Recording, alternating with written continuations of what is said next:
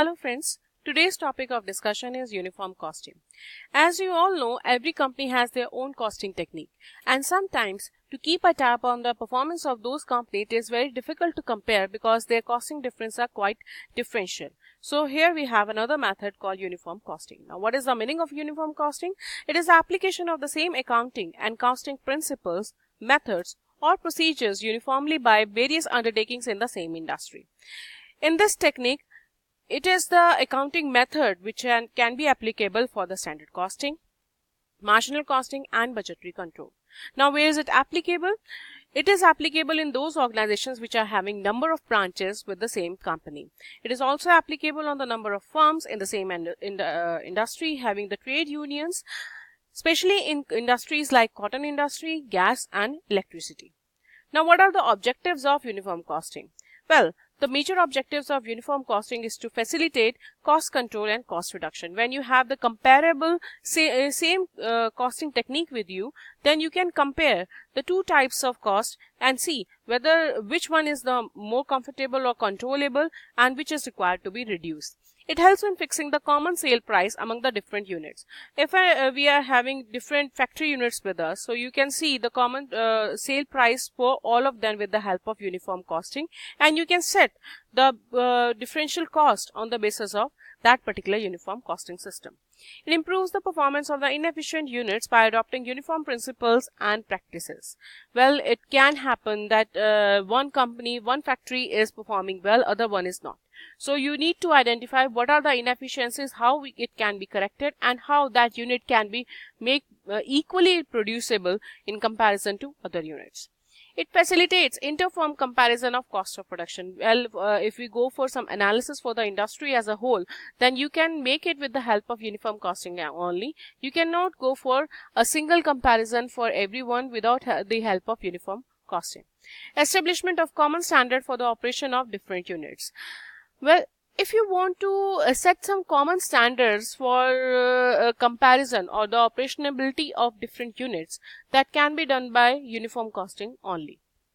Formulation of common policies, methods and procedures for the participating units. Now how it can be done? How policies can be framed? It can be done with the help of some associations who are there to help the government to increase the economy or to take care of the economy. Like in India, we have PhD Chamber of Commerce of India, ASSOCHAM, CII, which takes care of the various companies of various industries. What are the policies? What are the methods? What are the different decisions being taken by the government? What are the results of it? And what could be done to improvise that? So, for formulation of the common policies of such type of firms, we need to have uniform costing system.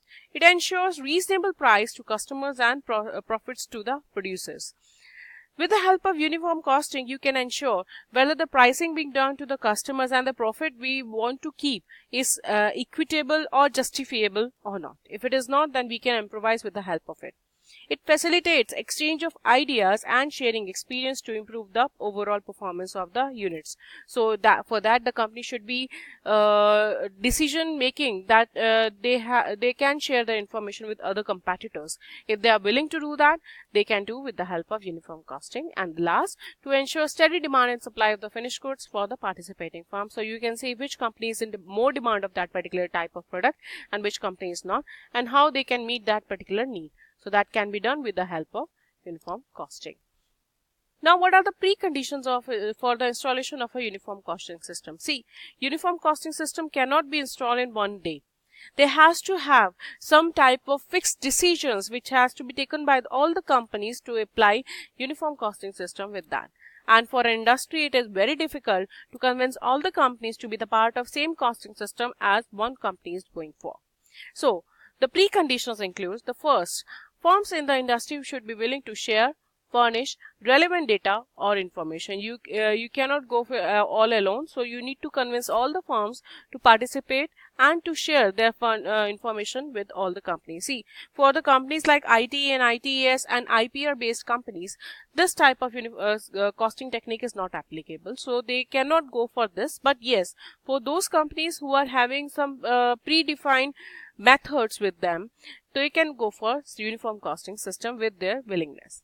Spirit of cooperation and mutual trust should prevail among the participating firms. You cannot ask them to force them to go for this. So there has to be some spirit of cooperation, of decision making or sharing their information before they go for uniform costing system.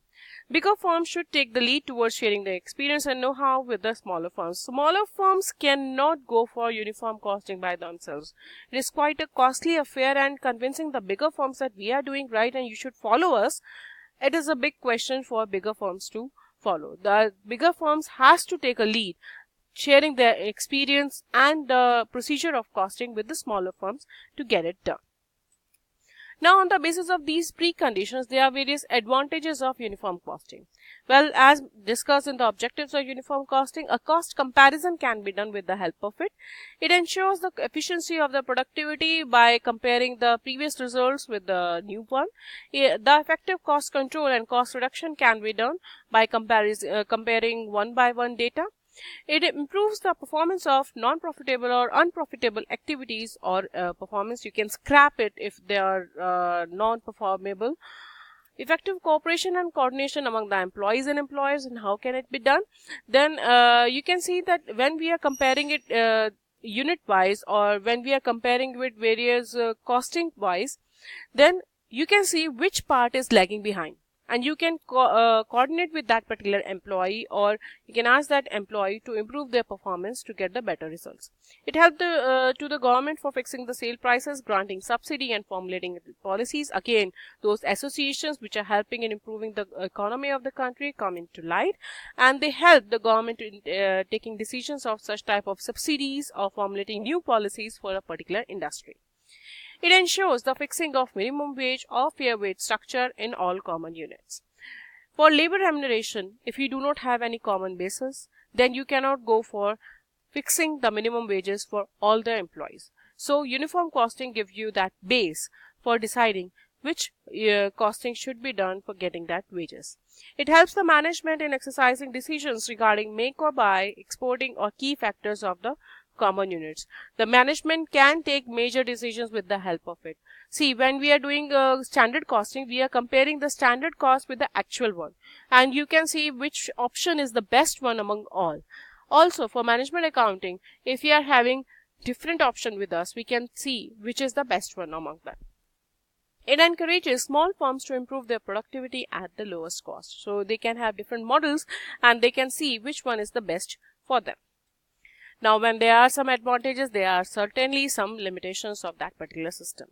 The first limitation of uniform costing is that it is not applicable for cross-cultural environment. If we are having different factory setup at different countries, you cannot have uniform costing system for us. For internal calculation, we can use it, but for external exposure, we have to adopt different types of costing technique for those particular companies. Many firms do not wish to share their such information with their competitors. So, as I mentioned earlier, for patentable IPR-induced and IT and ITES companies, such type of costing technique is not applicable. It is non-affordable for small firms. As mentioned earlier, it is very costly and time-taking. So, they need something to be followed up on. So, the big firms has to take lead and take decisions. Accordingly, smaller firms can follow them. And last, it induces monopolistic trend. Well, the biggest example is milk industry. You can see if one firm is increasing the price, the rest of the firms are also increasing accordingly. If one firm is decreasing, others are also decreases. So, it induces the monopolistic trend in the market, and that is why we can have a fixed price movement among all the companies of that particular industry.